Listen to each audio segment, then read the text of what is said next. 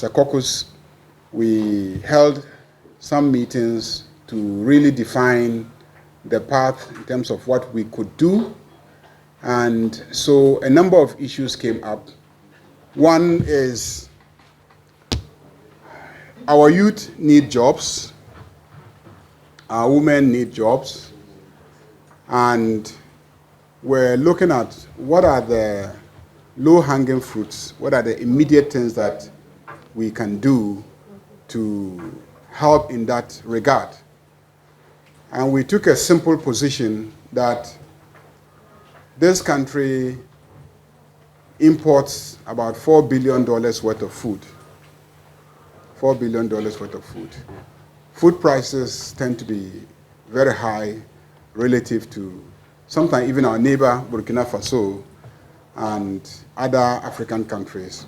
And the differences are even more stark when you compare to food prices in Europe, food prices in China, food prices in places like Vietnam and the US.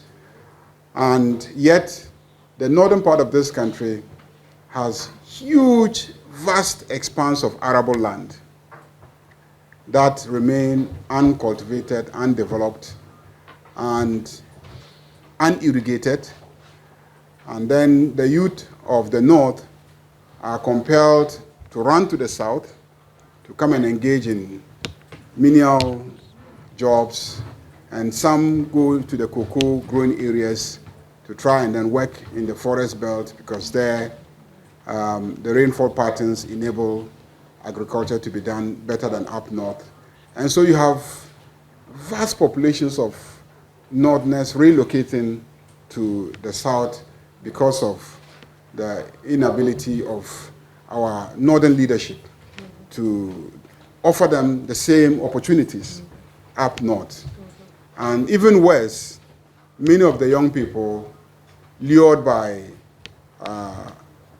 the promise of getting rich fast through mining, have invaded the forest belt where small-scale mining activities are taking place. They've abandoned school. They go hoping that when school reopens, they'll go back, and then they never return. And it has just become their lives. And so we thought through it, brainstormed, and took a decision that one area that we want to focus on is to develop the agricultural potential of the North as the breadbasket of the country. We believe that that's something we can do. So we took some strategic decisions, looked at past studies that have been done regarding the potential of the North as the breadbasket of the country, and decided to zero in on that as one project.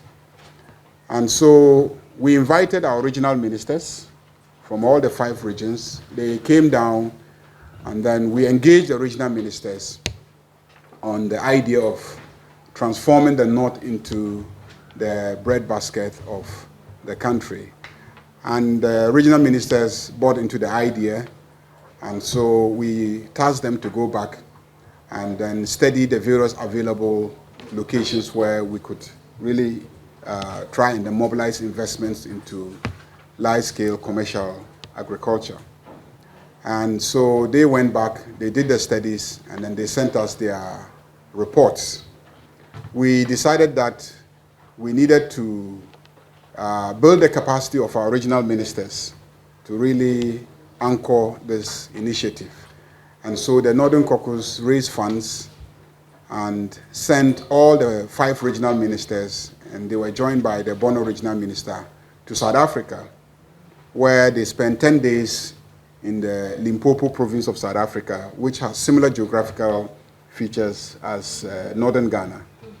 And for 10 days, they and I think 4 other members of parliament were in the Limpopo province, touring the various large commercial farms there and engaging with farm owners, engaging with the various companies to see the entire value chain and to understand the huge job creation potential of large-scale commercial agriculture.